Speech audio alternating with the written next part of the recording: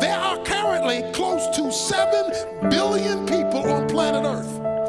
The amount of people who live on planet Earth today is equal to the amount of people who have lived on planet Earth since the beginning of time, is the guesstimation. So let's just round that up to 15 billion people. All the sin of 15 billion people, that is everything they have done or everything they have wanted to do or thought about doing, both motives and actions, were accumulated on that day when Jesus Christ hung on the cross.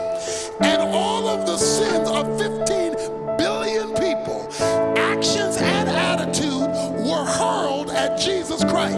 How bad was that moment? See, we think that the pain of the cross was the cat o' nine tails that stripped his back, was the cross on his head that crushed his skull, were the thorns in his hands and feet and spear in his side. All that was painful, but it was nothing compared to that one moment when Jesus looked up to heaven and said, my God, why hast thou forsaken me? At that moment, Jesus became sin. The definition of God is one being made up of 3 co-equal persons, Father, Son, Spirit, that are one in essence, yet distinct in personality. The Father is not the Son is not the Spirit, but they all make up the one Godhead. It's called the Trinity. On the cross, however, there was, watch this now, an interruption in the Trinity.